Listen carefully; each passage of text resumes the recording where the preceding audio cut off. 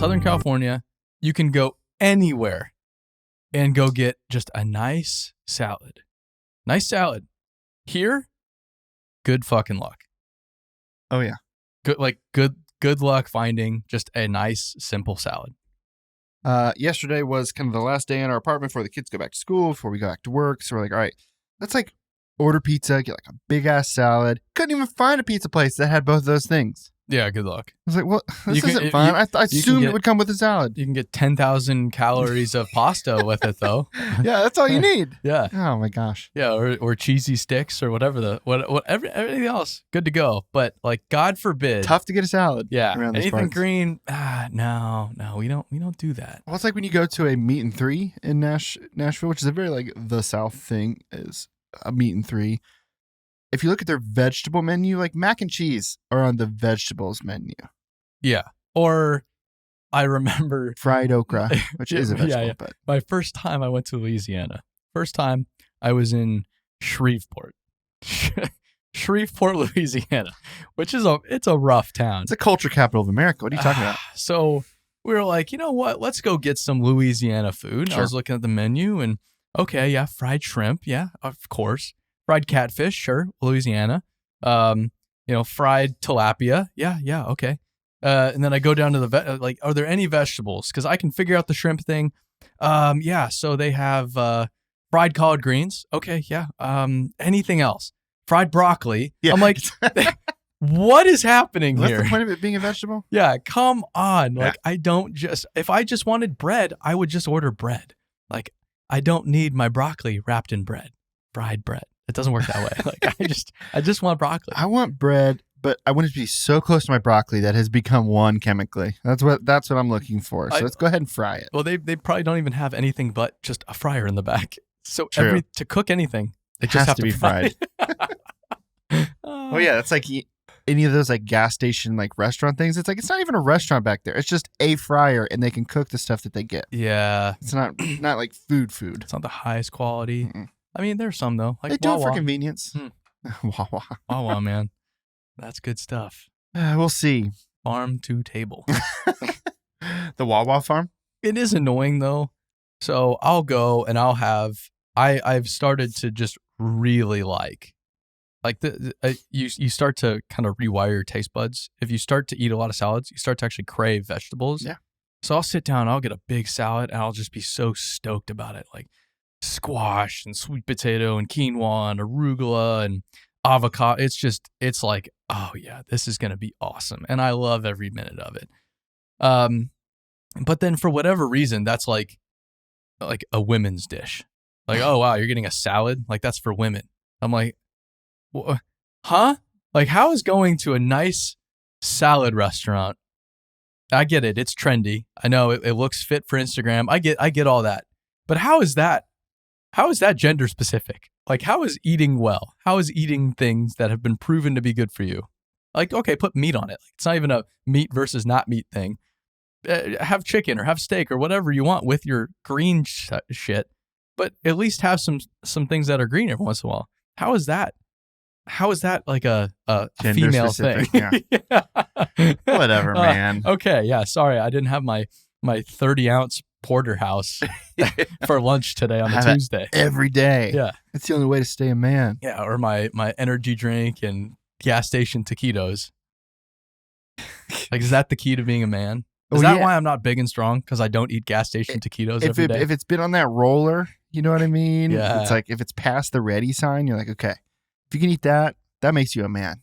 Check. It grows hair on your knuckles. Is there a ready? There's a ready sign? I feel like, I feel like there's like a little tab in there. I mean, I don't exactly eat this very often. I don't know that I ever have actually. But they'll be like, behind this thing, they're like not ready. Really? Yeah, it's like the ones that are ready to eat, I think to roll enough. Yeah. Ah. Now, I do like the science of it. Of like, we're going to put something on here and it's just going to roll on here long enough till it's ready to eat. Yeah. I kind of like that. So it's already cooked, but it just warms it up. Like, but in like a fancy way. Maybe. Could I put something together that, like, could I put a carrot on there? How long would it take to roast a carrot? That's a great like 10 hours? Probably a while. Yeah.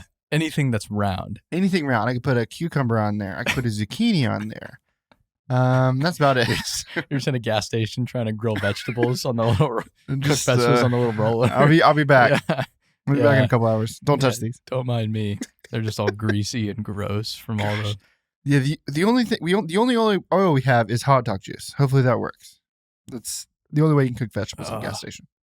I got a note over the weekend that I of course post on social media because, Why wouldn't you? You send something dumb to me, I'm gonna put it on the internet. Like, what else would I do with it? Yeah. Just keep it to myself? No, I'm gonna let other people enjoy it as much as I do. And it was kind of in that line of logic. Like, I don't understand the construction industry because I grew up well off Mm-hmm. and I live that kind of lifestyle. Like, I like to eat at nice restaurants. Yeah, how dare you pay for your food? And well, the funny thing was, I was sitting there while I was having my $40 breakfast. Yeah. In Venice, California. And you're like, well, first of all, roasted. Second of all, I was sitting there reading it while I just paid $40 for breakfast at a very bougie place in Venice, California. And I'm sitting there like, that's ironic. Then I made a video about it. I'm like, so I can't go build a company at a nice restaurant, huh? And I kind of just sipped my overly priced coffee, and I enjoyed the hell out of my overpriced coffee. hey, everybody spends money on stuff they like. Yeah. But apparently our company is doomed. And I apparently I can't build a company with my background, with not being raised in the construction industry, being, so I'm screwed there. It was over before it began because my history, nope, sorry, you can't do this. And then 2, I can't do it while eating at fancy restaurants. Are there any other industries that you can think of that a portion of the population will look down on you if you were raised too well off? I think any kind of blue collar. I think a lot of people. I think it's naturally some envy as well, or people will try to discredit you and be like, "Well, you're a rich kid. Like, of course you're doing it." And I look around, I'm like, "Yeah." I mean, I agree. I was given a hell of a lot of perks growing up, like that set me up for this. But also, I wasn't also just handed $1 million by my dad and like, okay, great, go start a business. And then when it fails, like, here's another $1 million. Don't worry about it. Keep on it, buddy. Like, you still have to do it. Yeah. It doesn't make it any easier. Like, shit. I mean, yeah, I fully acknowledge that I couldn't be doing what I was doing without all of the advantages I had. But at the same time, I feel like people just, okay, that makes sense. Then why you've done it? Mm-hmm. Okay, so why haven't you done it? How come you don't employ 100 people then?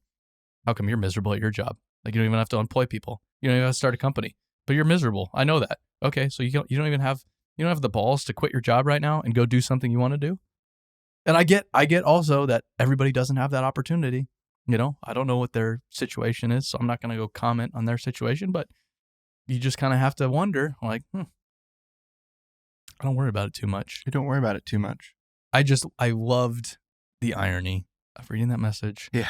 While I was in Venice, like, of all places. I'm just sitting, I'm like, this is just too good.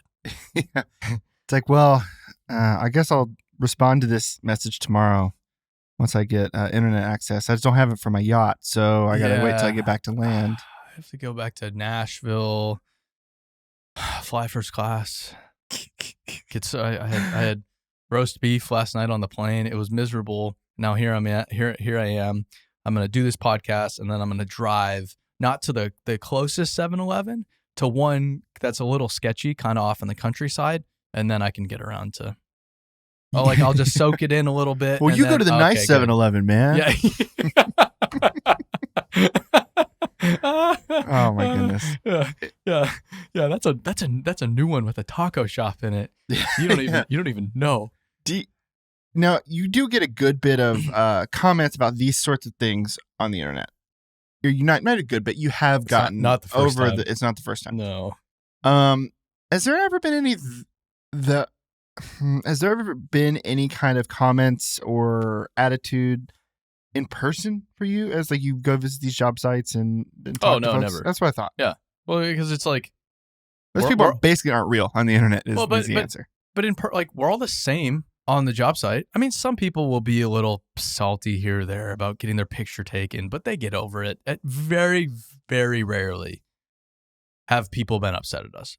I mean, out of all of the thousands of people we've come across now, very rarely do we ever have any kind of issue whatsoever. But typically it's just like, hey, we're here to show people what you do.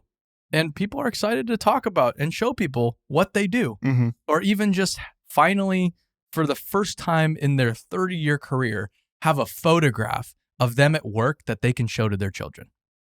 That's big time. That's huge. Huge. So most everyone's pretty stoked, and it's very rarely a problem. Yeah. But when you can hide behind your keyboard, you can But say whatever you want on the internet. But that's why I also talk about, it's like, yeah, great. I grew up well off. Okay. Yeah, great. I'm 5'6". Okay. Yeah, great. I can't grow facial hair. I know. Yeah, great. I didn't grow up in a ditch when I was 3 years old to shovel. I understand. Like, if you kind of just acknowledge all that up front, then somebody can be like, you're short. And I'd be like, yeah, cool. Like, check. I just said that. So what are you repeating me now? What's going on here? And then it's like, or if you just tried to argue with me, like, no. And I'd be like, yeah, you're right. Like, what's the next point you make? Like, there's that's like there's nothing to make fun of anymore. That's such like a basic like confidence thing too. You know, if you have a certain level of like self-deprecation, and you say to somebody like, man, I'm just a joker. I don't really know what I'm doing. So more likely than not, people are going to be like, no, that's not true. And you're like, see, like, you have figured that out. I got you to tell me like the truth. Mm-hmm. And so I think that there is space in the world for people to be maybe a little bit more self-deprecating, but it also, like you said, pointing out facts about yourself. Like you take some ownership, and I'm not even to just you, I'm saying in general, like as a person, you take some ownership over like those things so people can't hurt you with them. Yeah. You know? It's pretty effective. At least it's been pretty effective for me. Or even just like in arguments, just you know what? I'm not actually going to defend myself right now. I'm just going to sit here and I'm just going to listen. And I'm just actually going to try to figure out where the hell they're coming from, because they feel very strongly about this. And there's a reason for that. Sure. Is it irrational? Maybe. Maybe it's perfectly rational, and maybe I'm the one that's completely wrong. How the fuck do I know if I'm right or wrong? Like, how do you know you're right? Like, that's so arbitrary and made up to begin with that, okay, you know, maybe I'm just going to take a minute, figure out where the hell they're coming from, and then we can work it out from there. That's funny. So that makes me think there's like a couples counseling, like a exercise or whatever, where it's you look at your partner and your approach is supposed to be, my only role here is to be curious. I can't defend myself. Mm-hmm. I can't attack you. I can't negate things you're saying. My role here is to be curious and to allow you to say your perspective. And it's like, I think that's, if you take that intentionally, like into a marriage or whatever, obviously there's value there, but also like having the same attitude towards just like people you don't know, also pretty valuable. It applies anywhere, but if you've never done it before, it's really hard to do. And you can just see your ego get in the middle of it immediately. Mm-hmm. All you want to do is go defend yourself because, well, I'm right here.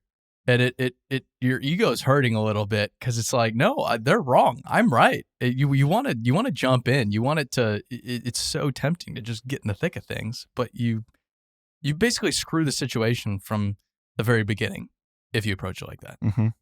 It's interesting. That's why sometimes it's healthy to set boundaries with if you have people in your life who will just like be stubborn to the end, like of the world with things. Like if you're having a conversation and you can never win, it's just like, well, here's what I think. Well, here's what I think, and that's why you're wrong. Yeah. Like maybe just set boundaries and you don't talk to that person as much. But even if you can't set boundaries, like it's one of your parents, for example, or you can set boundaries with your parents. Well, yeah. But like you have to interact with them all the time. Just go in, like just change your attitude and just fucking roll with it. Yeah. And just like I've done this in the past 6 months or so. I've just recognized like, wow, I am actually the asshole here because I'm not just rolling with it. So I'm going to go into this situation and just whatever, I'm just going to roll with it, man.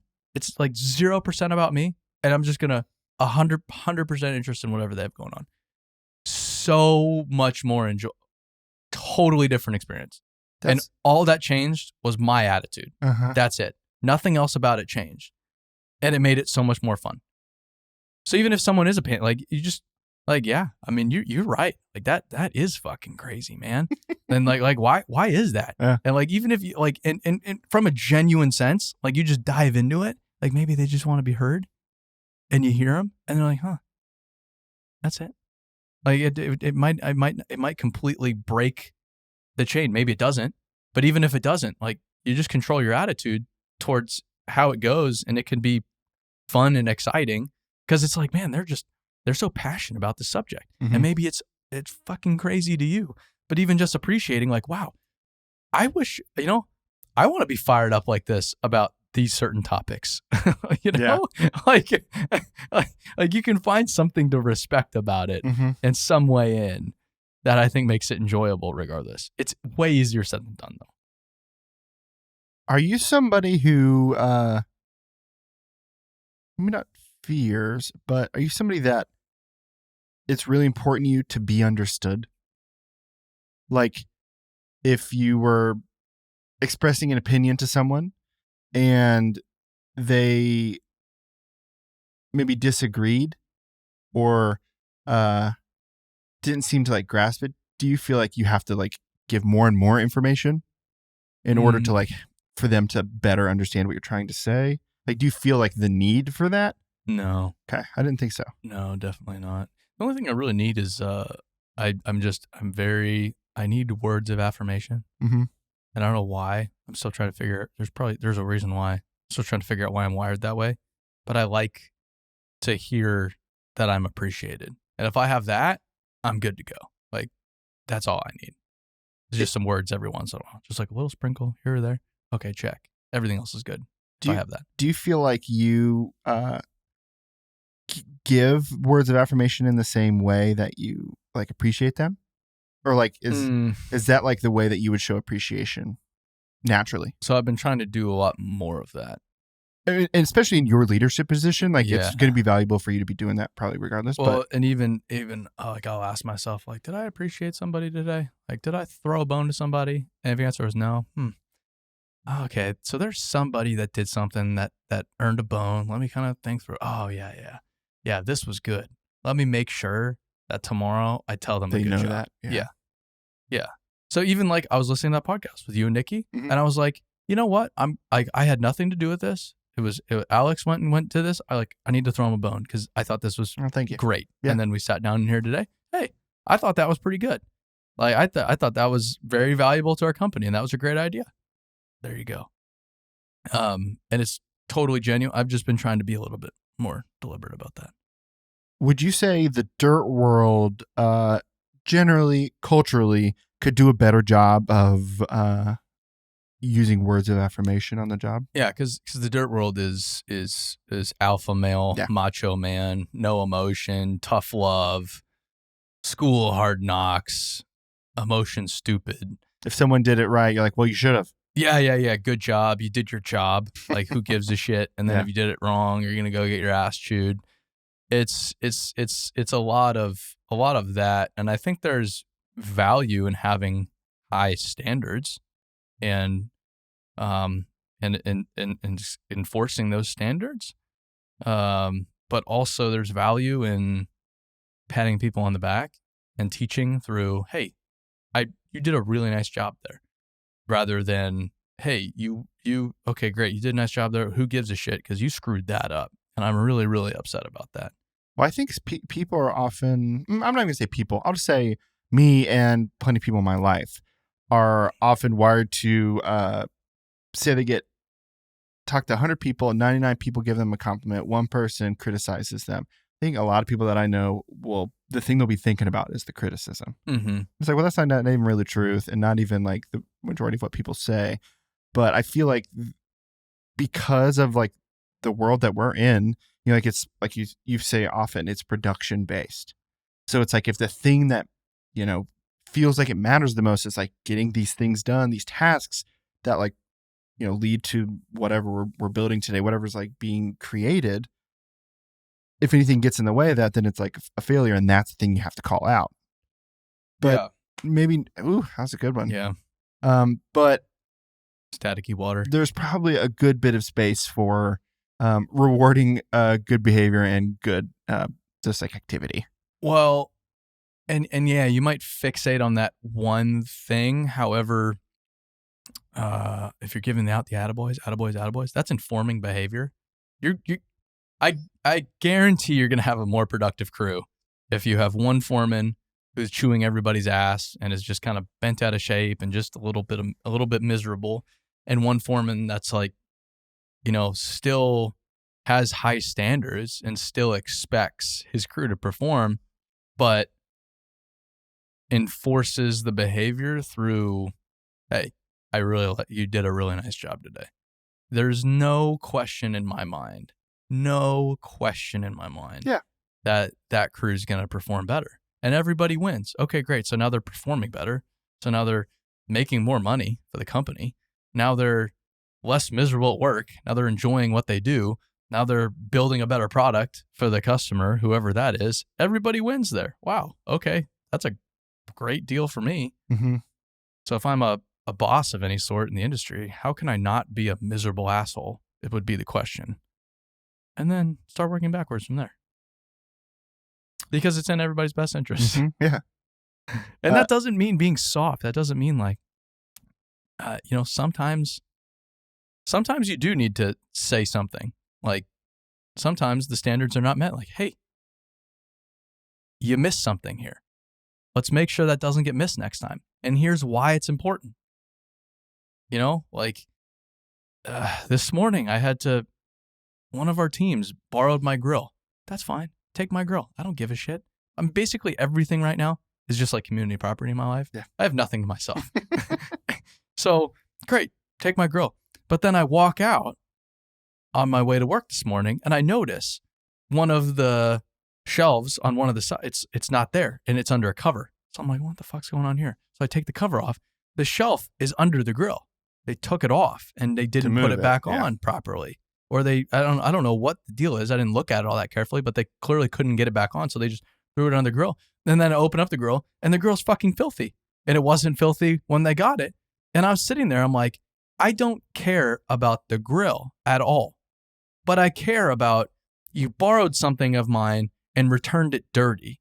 And that is a failure of attention to detail. And if you can't do something as simple as take the brush that is with the grill in the first place and just brush it, it would have taken maybe 60 seconds to clean the grill. Maybe 60 seconds. You can't do something as simple as that. What else is missing here? Mm-hmm. Oh, we want to make the dirt world a better place? But we can't even do something as simple as clean something that we've borrowed. Wow. And we think we're going to go make the dirt world a better place? Are you kidding me? How is that going to work? If we can't do something as simple as fill a pickup truck up with gas when we borrow it, or return a clean pickup clean. Just return it in the same condition. You don't have to go scrub the damn thing. It's just if you take it clean, you bring it back clean. It's just or leaving water bottles, empty water bottles in the office. I hound on those details because it really matters in the grand scheme of things. And I'm not going to get wound up about it. I'm not going to go chew someone's ass. I've done that in the past. It doesn't work very well. But I am going to call it out and say, hey, so you guys think you're going to go make the dirt world a better place and you can't do something as simple as this. Huh. Interesting. And just let it work. That's all you need to do. I don't need to go chew someone's ass about it. Yeah. People are going to go beat themselves up. They're going to learn from it. Okay, great. Now we know where the standards are at. Check. But I don't need to be an asshole about it. I could very well be an asshole about it. Sure. Yeah. What I'm thinking about as you're talking is you're mentioning about standards. I feel like a lot of that comes with like the whole managing expectations thing, where it's easy to have hard conversations if like expectations have been managed appropriately. Mm-hmm. Like and say standards, sure, swap that out with expectations. But it's like if we both know what to expect in a situation and one of us doesn't live up to the expectation that we've talked about, it's easy to have a conversation about that because we are on the same page about that. And I think what's hard, and I wouldn't even say this is specific to the dirt world, but I would say that in a lot of work where it requires people to just like produce, that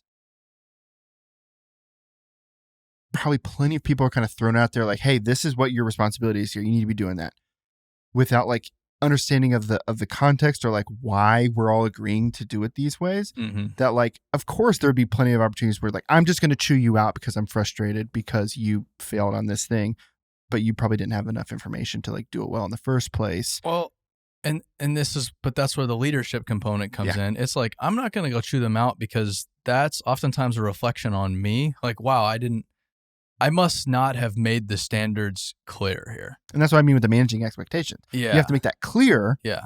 Or any sort of response from frustration or a response to a failure, like, is it going to be that helpful? Because it's like, well, they probably did it to the best that they thought, you know? But if everybody's on the same page, it's far less likely to be that way. Sure. And it's my job as a leader to get everybody on the same page, because human beings are complex and human beings are coming from all different backgrounds. Yeah. It doesn't matter if they've worked in the industry or not. That doesn't fucking matter. That has no bearing on, you could be doing something completely differently. Your business could operate completely differently.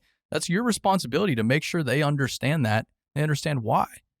And I mean, that's the it's not the frustrating thing. It's just the thing you need to recognize as the more experienced people are, the more history there is, which means there's more to work through. Yeah. There is more to work through. There is more to rewrite and figure out what's good, what's bad. And if there's more to work through, it's going to take more time.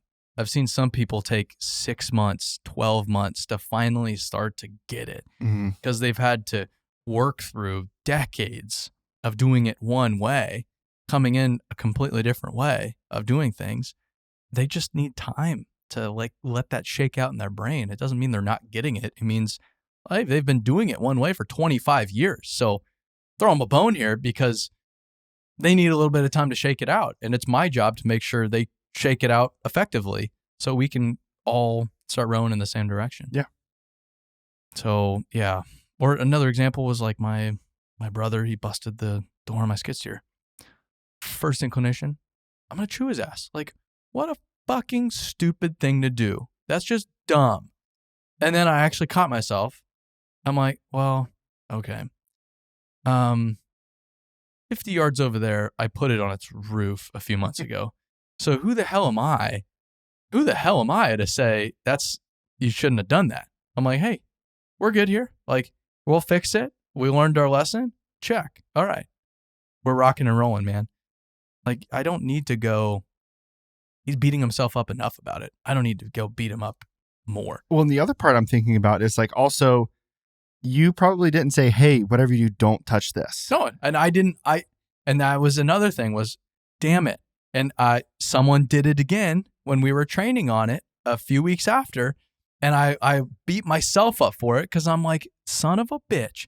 I should have made that part of the, okay, we got into the cab. Let's look around here. All right. So to get out, the handle's on your right.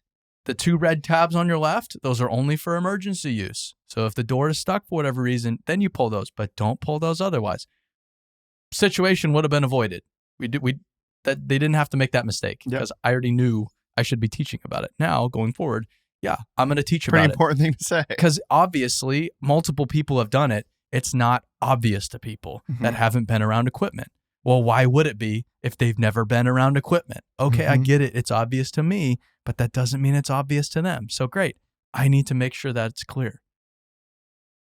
You know? Yeah. That's good. That's good stuff. That's good stuff. Good. Right on. We got a juicy question. Okay, cool. I think you might even do like a hands, like rubbing kind of thing. Okay, let's see. All right, this is from Josh. He says, my main day job is working for a guy that runs a 3-man crew, including myself, and I run and manage most everything. My second job, which I go to after the first and work on weekends, is for a small 1-man operation doing mostly agricultural excavating work. The owner is almost 70 years old, is being pushed to retire by his wife. I love working with him, and we've been talking about me buying out / taking over the business. The problem is we don't know how best to structure the deal so it works well for both of us. He's probably has, I won't say the number, we'll say hundreds of thousands of dollars worth of equipment, if not more, with the crazy COVID prices. I don't have the capital to just buy him out at once and take off running, and he doesn't want the tax burden of that either. So my question, how can I go about buying the business to fit both of our needs and help me start with a little equity to put into the business? My biggest asset to offer is a customer that I've been gaining work from that has a few $1,000,000 to spend this year on farm repair work. Oh, that's good. So with these questions going forward, I want to answer them from like, all right, if I were in this situation, this is what I would do. I just need to be careful of like telling people like, oh, this is what you should do. So that's like, why, no. That's why I've made sure to word it. Yeah. We're on the same page here. Yeah. I just like, he asked like, what should I do? And I'm like, well, we can't. That's bad for everybody. I was reading the other day, and it was Cam Haynes, and he made it know. He's like, yeah, I don't tell people what to do. I just kind of speak from my if perspective. I were you, or if this were me. Yeah, which I think is a very important distinction. And I read that, I was like, yeah, I need to be really careful because I don't know what I'm doing. Not at all. If I were in this position, first of all, that sounds super cool. And what an exciting opportunity. I have started to really spend time first before a deal happens, thinking through, okay, what would make it a win for them? Where are they coming from? What is their perspective on the situation? I'm just going to hop into their shoes and just look around for a sec. Okay, great. Here's the history I have. Here's what's important to me. Here's what I want in the future. It sounds like you know this guy pretty well. So you can probably do that pretty effectively. Mm-hmm. What does he really want and what would make it a win for him? And I would start there, because if you make it a win for them, it'll end up being a win for you, if that makes sense. I just think the best deals are a win-win. But to get to a win-win most effectively, I think you have to understand where the other party's coming from first. Okay, all right, I get it. And it sounds like you've already done that, like the point on the tax burden, for example. Mm-hmm. The most effective way to do this I've heard of, and that would, my mind first went just seller finance. So you basically pay off the owner of the business. You buy the business over time using the money you generate by operating the business. So you take the business over, you operate the business, and you make money over the years. And that money, instead of going to you, goes to the owner of the business, and you essentially buy the equity in pieces over time, depending on how profitable the business is and what it's worth. Mm-hmm. So that is probably exactly how I would set it up. And if you have a customer that's going to go give you that work, I would be careful to not overextend myself. But okay, great. I know I have this work lined up. I know it'll roughly pay out like this. Okay, I'll probably generate X amount of dollars based on the history of the business and what I can bring on. Okay, the business is worth X. We both agree upon that. All right, now here's about how much I can pay off. And here's when I'll own 100% of the business. Probably the most effective way to do it if both parties can afford to do so. You can get a bank involved or someone else to finance it, but I would try to go as simple as I could, mm-hmm. especially if the guy selling it doesn't need the cash now, which sounds like is the case. I feel like I never really heard the term seller financing in any real way until I came to BuildWitt. It was either like talking about machines or selling like a book of business, kind of in that same way. Mm-hmm. It's a pretty clever way to do it. Mm-hmm. I mean, you don't have all of the risk up front. Sure, you have a note, or I don't know how you structure it. I've never sold. That makes sense with like a very small business. Yeah. So, but if you have a small business, then there you go. I would say that's the way to do it. Yeah. Is it risk free? No, but you're buying a business, so good luck finding a risk free way to buy a business. Yeah, and be there a business is not owner. a risk free way. Yeah, and if you want a risk free way to buy a business, don't get into business. Yeah. I would just stay working, man. Yeah, you know what the worst risk is if you buy it and then the company fails and falls apart, and then all of a sudden you bought a company that doesn't exist. Yeah, that's the risk. Oh, the worst risk is buying a company and then realizing, holy shit, I don't want to be doing this. I would rather just work. which is more than fine. Yeah. And a much more balanced lifestyle. Like if you want work-life balance, don't get into any kind of business ownership because there's no work-life balance. That's a total fallacy. That's a lie that people tell you to make you feel better. So that's how I would probably do it. It seems to be like and I'm not necessarily attributing this approach to Josh, by the way, but it feels like that kind of seller financing route is like a good approach for somebody who does not have much upfront cash, but like has plenty of experience like getting their shit done. Yeah, and if you're confident you can go operate the business, okay, yeah. Like you don't have to put anything up necessarily. If you have cash to go buy some part of it up front, great. So you can take on some equity up front, fantastic. But also recognize that most situations like this, it's not like business is not purely just business and numbers. Yeah, this is very personal relationship. It's very personal. It's very personal and people by people. There's a lot of things, and I've had a lot of proof of this within my own business. A lot of decisions are made within our business and people helping us. It's not technically the best quote unquote business decision. Like if you put it on a spreadsheet, got your Excel out and penciled it all out, it doesn't quite make sense. But that doesn't mean it's the wrong decision. So just don't lose sight of that. Is someone, especially that's built a business, there's a lot of emotional equity within that business. And so if you can show that, yeah, okay, maybe you can get more money for this thing, but they're just going to buy this and you don't know what the hell they're going to do with it. Now I'm buying it, so I'm still going to be the owner. You know, you're still selling the business and forfeiting your control over the business you currently have. But you and I both know I'm going to care for this thing and I'm going to build upon the foundation you've laid. And you know that I am a good person and we share the similar values because we've worked together. That is worth a lot. Yeah. A lot. So don't undervalue and underappreciate the emotional and human component, because that's oftentimes the most important thing about the deal. And we're taught into thinking that, oh no, it's just numbers. It's not just numbers. Most deals, anything to do with money is typically an emotional matter, not typically a logical one, whether it looks like that or not. Now I get like, okay, Wall Street, you know, you're working with these heartless giants. I get, yeah, it's not emotional when this is that, but oftentimes, I mean, even it's like read like The Ride of a Lifetime by Bob Iger, and he goes into the acquisitions of Pixar and of Marvel and of Lucasfilms. Like, it's okay, great. It's Disney, this multi-billion-dollar, very old company buying something else. So at face value, it's just this big corporation buying another big corporation for billions of dollars. Great. But he goes into the deal. It's still very human.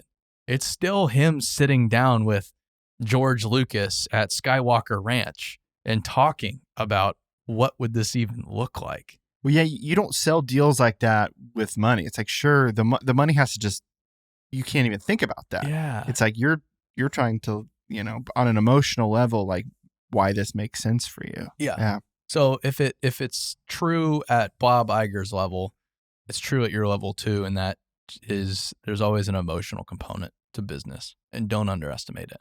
If there was no emotional component to business, no one would work at BuildWitt.